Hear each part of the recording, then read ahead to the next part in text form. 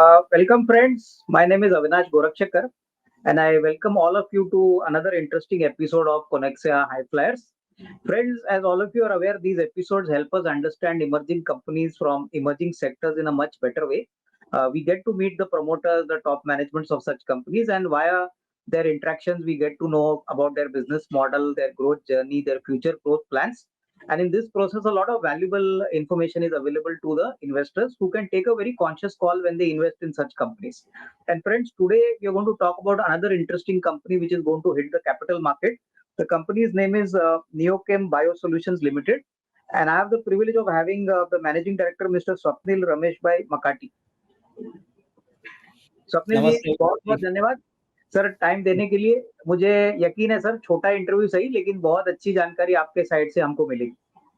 So Avinash ji, I would like to thank you for giving us an opportunity through your platform to connect to your subscribers so that they can understand more about our company and take a cautious call on the same. ठीक, तो Swapnil ji, first question which is very elementary, अगर आप हमको आपकी company के business model के बारे में बताइए, हम एक्चुअली क्या प्रोडक्ट बनाते हैं और हमारी डोमेस्टिक मार्केट में क्या पोजीशनिंग है। और स्वप्निल जी, ये बिजनेस आपने कैसे शुरू किया? क्या ये आपके फादर ने शुरू किया था, उसके बाद आपने टेक ओवर किया? थोड़ा सा बिजनेस जर्नी के बारे में बताइए, कैसे शुरुआत की? जी अविनाश जी, पहले तो हम क्या करते हैं उसके बारे में थोड़ा ब्रीफ करूंगा। सो नियोकेम बायोसॉल्यूशंस लिमिटेड है, वो परफॉर्मेंस केमिकल सेक्टर की कंपनी है which is more focused on application based products. तो हमारा जो प्रोडक्ट लाइन है वो अलग अलग फील्ड्स में, जैसे टेक्सटाइल्स है, होम एंड पर्सनल केयर है, वाटर ट्रीटमेंट है, पेंट एडिटिव्स है, कंस्ट्रक्शन के कुछ केमिकल है। तो वो सारी चीजों में जहाँ फंक्शनलिटी आती है, अगर आप फैब्रिक लेते हो तो टॉवेल एग्जाम्पल, एक जो वाटर एब्जॉर्ब करता है उसकी फंक्शनलिटी है, या तो अगर कोई रेनकोट है वो पानी को बाहर फेंकता है उसकी फंक्शनलिटी है। सिमिलरली अगर हेयर कंडीशनर है तो कंडीशनर में जो एक एडिटिव होता है जो बालों को सॉफ्ट करता है, तो we are in the additive space of the business, which is why it is called a performance chemical company, which is not a very hardcore chemical process driven company, but the IP of the product, uske intellectual property is the main thing that we have, which is very important. तो ये ठीक तो है। हो गई product category की बात। अब हम लोग जो केटर करते हैं, मोटा मोटी 10 एक इंडस्ट्रीज को केटर करते हैं, बट प्रिडोमिनेंटली 1978 जहां से मेरे फादर ने ये कंपनी एक पार्टनरशिप फर्म ने शुरू करी थी, तो वहां से 2022 तक it was more of a textile chemical company, having a vision of doing a larger business beyond textile industry also। तो लास्ट 3 years से हम लोगों ने हमारे प्रोडक्ट्स को अलग अलग एप्लीकेशंस के लिए डेवलप किया, and today we are present in other industries as well।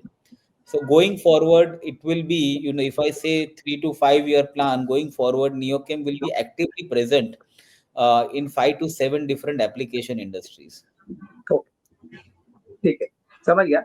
Swapnil जी, मुझे बताइए मोटा मोटी हमारे कितने एसक्यूज होंगे, यानी प्रोडक्ट के बारे में अगर आप बताएं कि आपने बोला performance chemicals is what you manufacture, but so typically how Avinash ji, चार चार स्ट्रॉन्ग केमिस्ट्रीज, बट ये चार केमिस्ट्रीज में टोटल अभी हमारे पास 350 प्लस फॉर्मुलेशंस है। अच्छा, ओके। तो बेसिकली और एक क्वेश्चन स्वप्निल जी, की हर कस्टमर के लिए जब आप परफॉर्मेंस केमिकल बनाते हो, you make performance chemical, are these largely customised for each of their applications?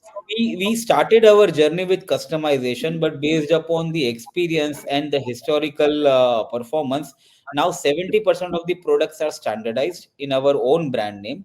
Okay, और हमारा जो बिजनेस है सर, 75% ब्रॉडली बिजनेस हम लोग हमारे डिस्ट्रीब्यूशन के थ्रू केटर करते हैं, जो नियोकेम के खुद के प्रोडक्ट ब्रांड्स के थ्रू केटर होता है। ओके, ठीक है। और ये सर आपका डिस्ट्रीब्यूशन जो नेटवर्क है स्वप्निल जी, ये पूरा पैन इंडिया है या टिपिकली यस, यू नो तो ओनली टेक्सटाइल्स के लिए पैन इंडिया, जितनी भी टेक्सटाइल टेरिटरीज है all over India, everywhere we have a distribution network, and okay, other than India we are present in 12 countries. Okay, okay, ठीक है। Sir थोड़ा सा एक्सपोर्ट मार्केट पर के बारे में बताइए। आई थिंक आपने बोला 12 कंट्रीज, तो सर एक्सपोर्ट भी हमारा प्रोडक्ट होता है? तो सर अविनाश जी, 3 साल पहले हमारे कुछ भी एक्सपोर्ट नहीं था, but last 3 years we have entered 12 countries, and last year के जो नंबर्स हैं हमारे, 8.61% हमारा टोटल रेवेन्यू का एक्सपोर्ट हुआ। ठीक है, समझ गया। अच्छा, मेरे को एक बात बताइए सर, ओवरऑल मार्केट साइज के बारे में अगर मैं आपको पूछूं, आपने बोला कि आपका प्रोडक्ट परफॉर्मेंस केमिकल है, तो depending upon the function and the quality, the performance chemical has to be customised. Sir मेरे को बताइए, ओवरऑल हमारे लिए कितना बड़ा मार्केट ओपन है? अभी तो हम साइज में छोटे हैं, लेकिन of course we are growing rapidly. Next 3-4 years according to you Swapnil ji, कितना बड़ा मार्केट हमारे लिए हो सकता है in terms of the size? ये चीज का आंसर आपको मैं 3 पार्ट में दूंगा। ग्लोबली ये सेक्टर अगले 3 साल 4 साल के लिए 10 to 12% CAGR ग्रोथ पे एक्सपेक्टेड है, और उसका जो 50% प्लस शेयर आएगा वो आएगा एशिया से। एशिया में 2 मेजर कंट्रीज है, इंडिया एंड चाइना। अब द गुड पार्ट इज के as far as our product line is concern, तो ये मेरी जो कमेंट्स है, it is limited to our product line. Overlap between India and China is not more than 25%। China is a leader of continuous products. India is a leader of batch products and formulation places. तो नियोकेम का जो space है वो यही space में है। तो globally industry growth है। इंडिया का ग्रोथ पैटर्न अगर आप देखो तो India is rising on lot of consumption stories. तो हम ओके। जिस सेक्टर में है, एपरल, टेक्सटाइल्स, एफएमसीजी प्रोडक्ट्स, जो हमारे कस्टमर्स जो बनाते हैं, पेंट एडिटिव्स, तो पेंट का जो कंजम्पशन है इंडिया में, ये कंजम्पशन इंडिया में is expected to be a very very big business, and we feel that our products will find it space in the right spot. Other than that 6-7 ऐसे trigger points है जो India के लिए बहुत favourable है। एक तो Tier 1 Tier 2 डिमांड बहुत इंक्रीजिंग है सर। हाइजीन का अवेयरनेस बहुत इंक्रीज हो रहा है, तो वहां पे home and personal care ingredients, use of natural bio based products. तो नियोकेम का sir as on last year almost 20-25% volume came from bio based chemistries. ये कंपनी का नाम भी है नियोकेम बायो सॉल्यूशंस लिमिटेड, और हमारा R&D का ये स्ट्रॉन्ग फोकस है कि हम लोग सिंथेटिक और एनिमल फैट केमिस्ट्री की जगह पे बायो बेस्ड प्रोडक्ट्स पे फोकस करें। ओके। लाइफस्टाइल भी सर अर्बनाइज्ड हो रही है, तो ये सारे कंजम्पशन पैटर्न कहीं ना कहीं इनडायरेक्टली नियोकेम को एडवांटेज देंगे। ओके, नहीं, ठीक है। आई थिंक बहुत अच्छी तरह से समझाया आपने स्वप्निल जी। स्वप्निल जी, मुझे बताइए, हमारा जो प्रोडक्ट रेंज है, आई मीन इसमें how does the pricing work? यानी कोई कस्टमर अगर नया कस्टमर आता है, मान के चलिए उसने आपको बोला परफॉर्मेंस केमिकल बनाना है, तो sir how do you decide the pricing? Like depending upon the quality of the product which is required, volume कितना आपको मिलता है, उसके हिसाब से प्राइसिंग होती है? या बेसिकली मान के चलिए आपका एक सिंपल कॉस्टिंग फॉर्मूला होता है कि this is the cost, this is the margin and this is the price I can put. So is it different for different customers?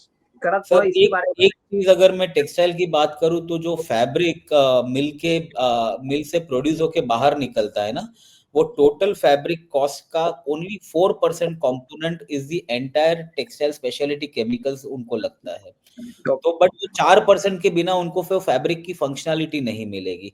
So 70% of the products that we go, give to the customer, although the market is matured, but they expect a very stable price.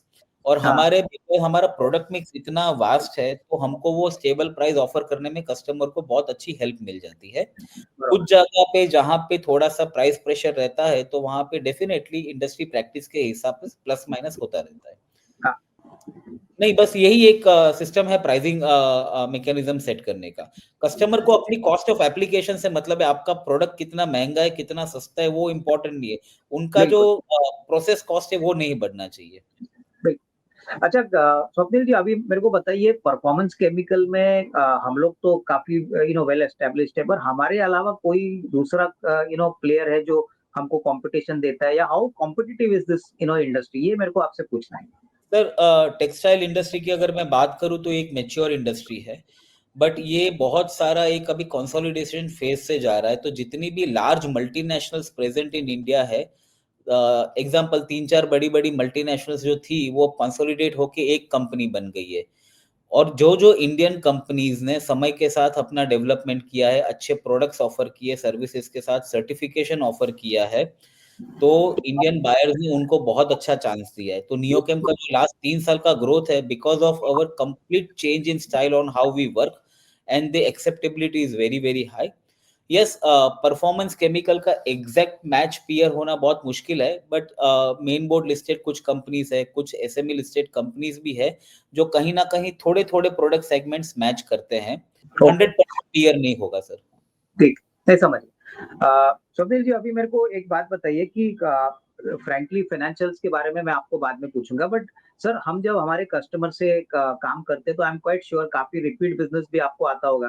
तो जी। Sir what is the value add which we give to the customer, कि customer हमारी service, हमारे product, हमारे जो service quality है उसको देखने के बाद हमको पेट्रोनाइज करता है। तो एक दो चीजें हमको बताइए कि आपने कैसे कस्टमर्स को retain किया है, how you have added more value and how you think you have done a better job in the same industry, क्योंकि इतने सालों का अनुभव है। तो सर कुछ ना कुछ तो आप डेफिनेटली वैल्यू ऐड करके ही करते होंगे, जिससे धंधा बढ़ता है। तो इसके बारे में कुछ बताइए। सर आज के जमाने में most important thing is distributor हो या कस्टमर हो, everyone wants a very good quality product. Number one, they would not like to compromise on quality. They would like this quality backed up by a stable price. Cheap price एक अलग चीज होती है, but price stability बहुत important है। ठीक है, तो हम कस्टमर को क्वालिटी प्रोडक्ट देते हैं, वेल सर्टिफाइड प्रोडक्ट देते हैं, स्टेबल प्राइसिंग देते हैं, एम्पल अमाउंट ऑफ सर्विस देते हैं, ट्रबल शूटिंग देते हैं।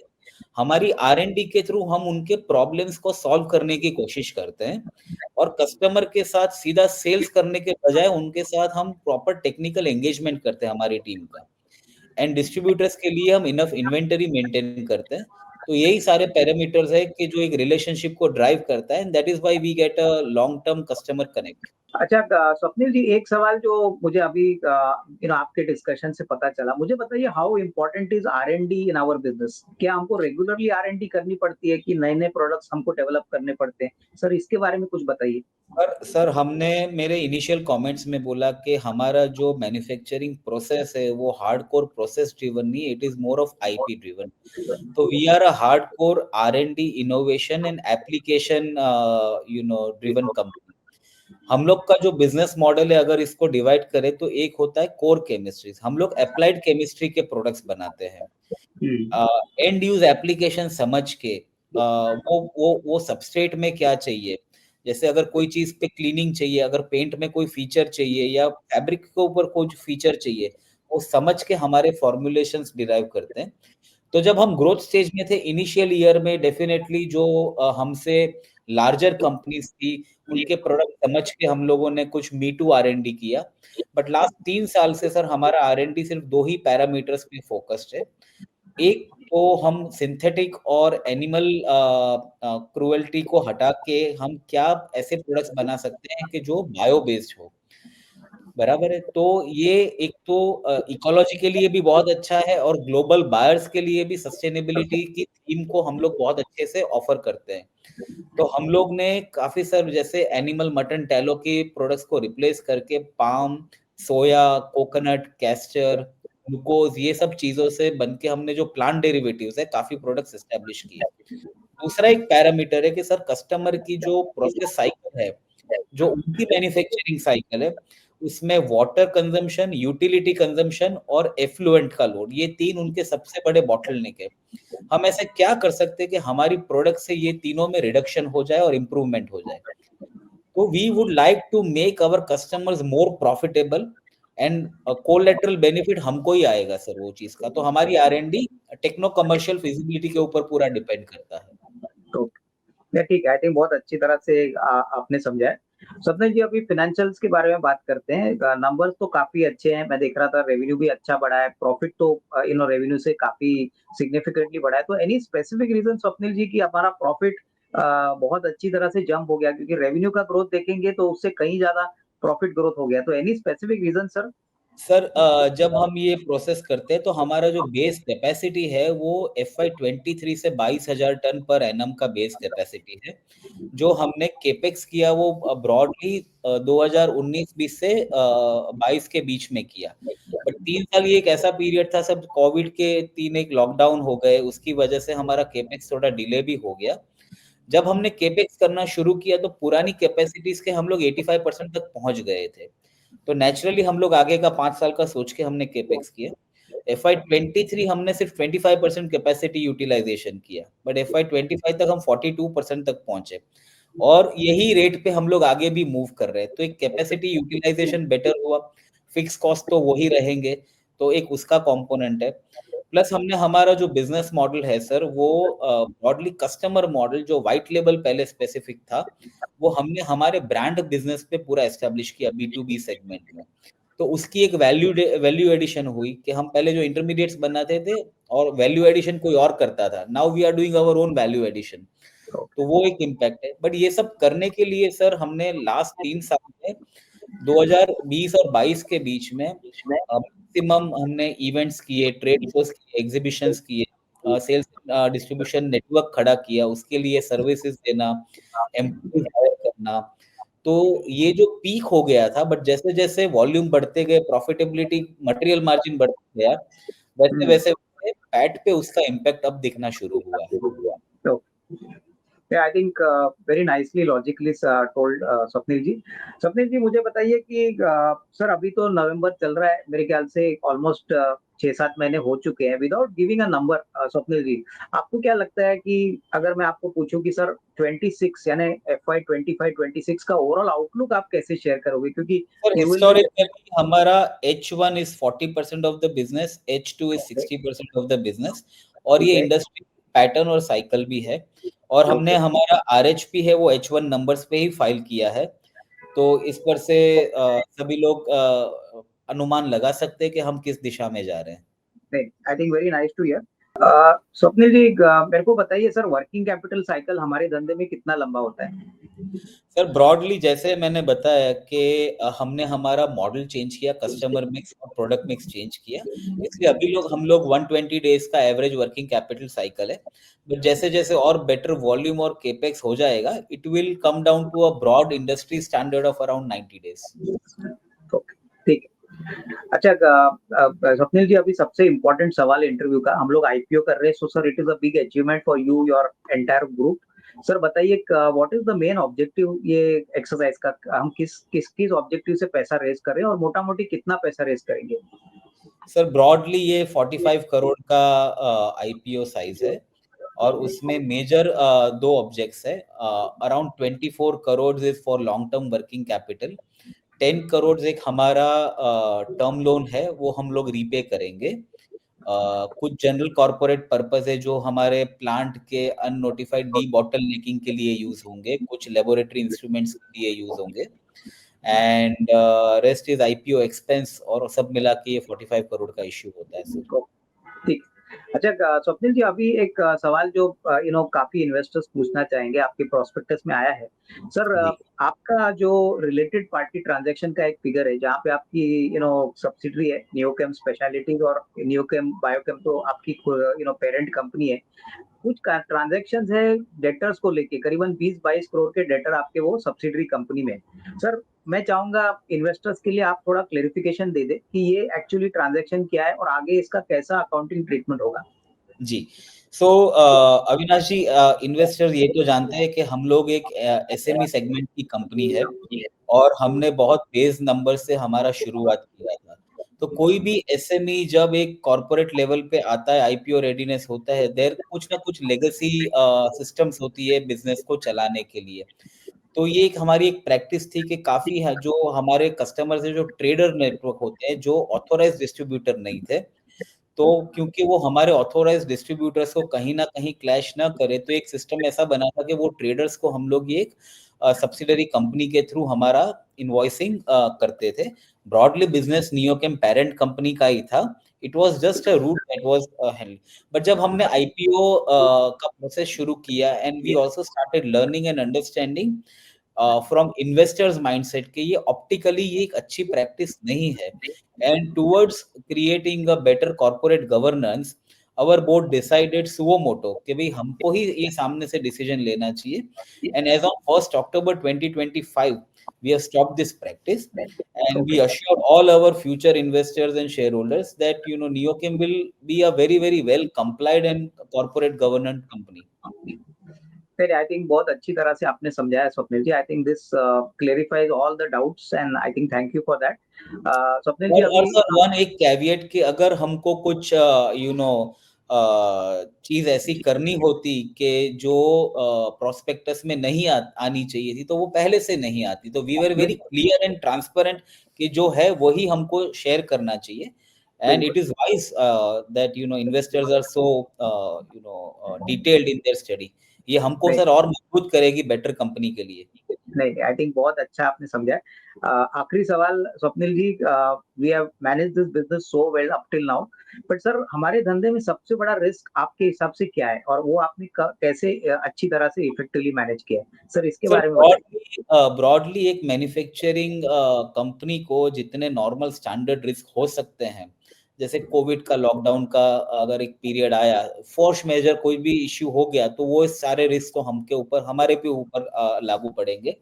बट बाकी द बेस्ट पार्ट अबाउट नियोकेम इसके हमारा बिजनेस, हमारा प्रोडक्ट मिक्स और हमारा शेयर अमॉन्ग्स द कस्टमर इतना डिवाइडेड है सर कि down side is very well protected. तो हमारा एक भी ऐसा कस्टमर नहीं है या हमारे एक भी ऐसा प्रोडक्ट नहीं है कि जो अगर हमको लूज करे तो नियोकेम के बिजनेस पे बहुत ज्यादा असर पड़ जाएगी। So they are all in a very smaller share. हाँ, डेफिनेटली ऑन बुक्स हमारा बिजनेस थ्रू डिस्ट्रीब्यूटर्स होता है, तो अगर कोई प्रोस्पेक्टस पड़ेगा तो सिंगल बिगेस्ट कस्टमर वो 12-14% दिख सकता है, वो एक डिस्ट्रीब्यूटर है। वो प्रोडक्ट लाइन भी 20, 25, 50 कस्टमरों में डिवाइड होती है, जहां पे हमारा एब्सोल्यूट कंट्रोल होता है। तो आई थिंक अंडरस्टूड। और सर जैसे आपने बोला कि परफॉर्मेंस केमिकल के लिए रनवे बहुत बड़ा है, तो I think then I am quite sure sir आगे का भी रोड मैप और रनवे आपके लिए बहुत अच्छा रहेगा। तो वी आर सर होपफुल अभी एंड तो हम ये मान के चलते हैं कि हमारी जर्नी का फाउंडेशन अभी अच्छा बन गया है, और with the support of investors, ईश्वर की कृपा रहेगी तो बिल्डिंग बहुत अच्छी और बड़ी बनेगी सर। नहीं सर, बहुत अच्छा आपका फ्यूचर रहेगा सर, उसमें कोई डाउट नहीं।